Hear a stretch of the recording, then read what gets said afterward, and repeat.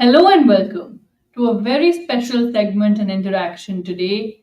Paras Chopra, someone who's known for his startup success after quite a few setbacks, and someone who is an inspiration to entrepreneurs across the world today, has released his debut book titled The Book of Clarity: Building Your Dream Startup Using First Principles Thinking. Paras, thank you for your time and for this exclusive interaction. First of all, congratulations on the release of your debut book. Tell us what led to the Book of Clarity. Would you like to share some examples with our viewers? Of course. This book was written because in my whole journey of entrepreneurship, I've had many failures and one success. One success that I have had is my recent company, Wingify, that I grew from $0 to $50 million in revenue and then sold it to a private equity group. But before Wingify, I've had many failures. So Wingify was my fourth attempt at doing a startup. While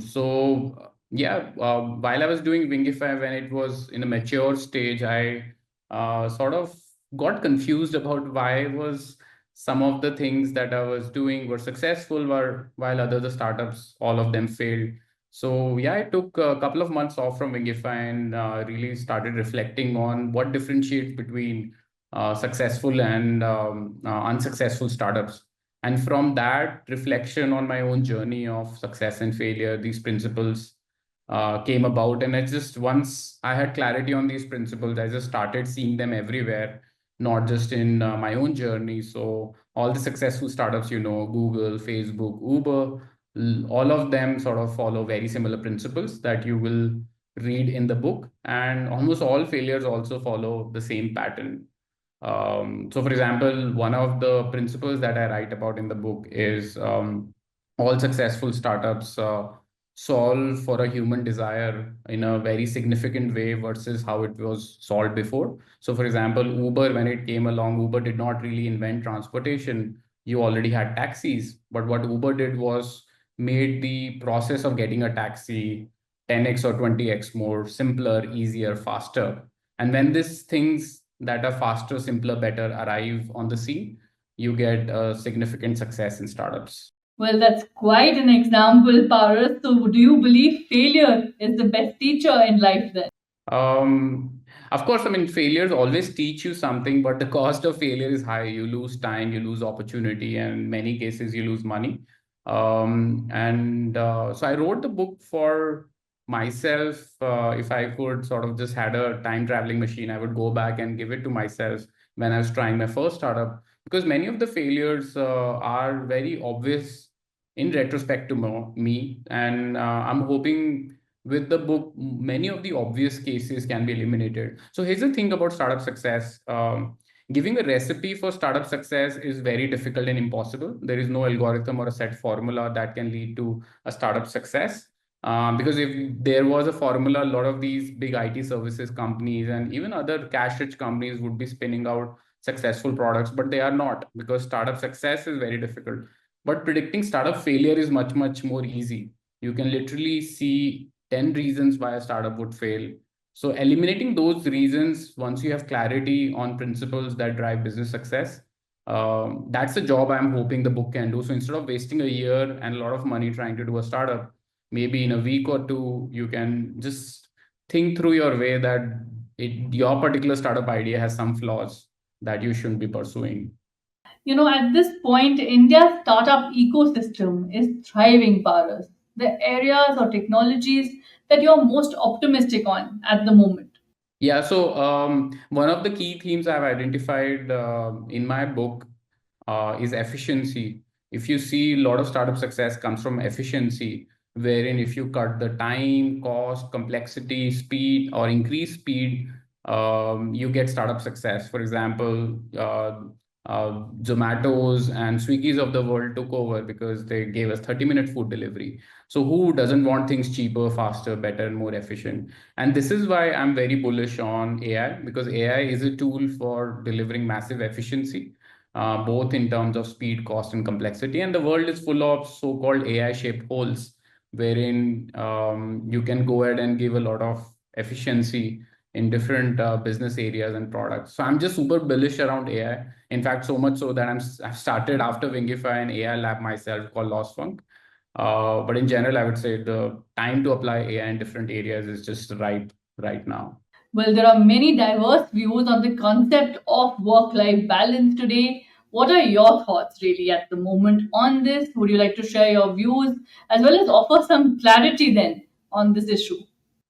I think it really depends on ambition. If your ambition is to be the top company or the top talent in your particular domain, I don't think you have any option but to compete globally.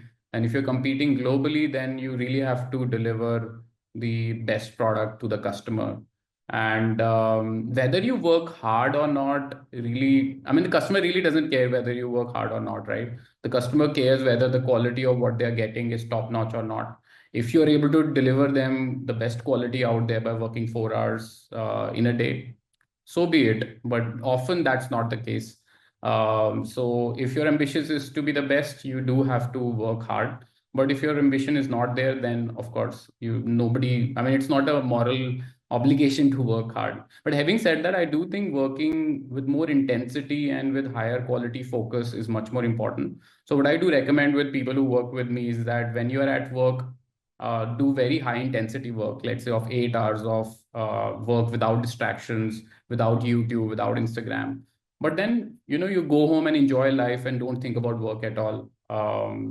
And that's a philosophy I personally also adopt. Work very intentionally and without disruptions, but not work too long. All right, Paras, finally, the lessons that you have learned and your message to all those wanting to either look at their own startups. Many, of course, get stuck at the ideation stage itself, as you yourself have mentioned. What would be your message to all those wanting to be entrepreneurs, wanting to have their own startups, and also all those looking at maybe starting afresh in any field? I think the first lesson is that startup success is has a significant component of luck and timing. So do not take your failures personally. For every Elon Musk, there are thousands of other entrepreneurs who have equal caliber, work equally hard, but they ended up not succeeding for any given reason. There's just so many variables that come into startup success. You have to get the timing right, investors right, team right, product right, and any of these variables going wrong can derail the startup success. So do not take failures personally. But having said that, the only way to increase your chances of success is if you keep on trying again and again. I mean, if you think startup success is a bit like lottery, every time you sort of try another startup is another shot at lottery.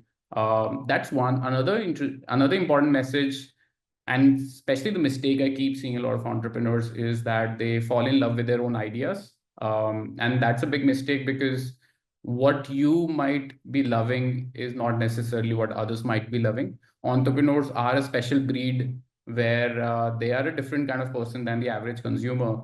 And what they like and dislike is perhaps not what others likes and dislikes. So if you have to be passionate about what the market out there desires, and not necessarily what you yourself desire. So entrepreneurs in that sense have to be like ethnographers and psychologists, studying humans very closely and not necessarily falling in love with your own idea. Thank you, Paras, for this insightful interaction and for your time. Thank you.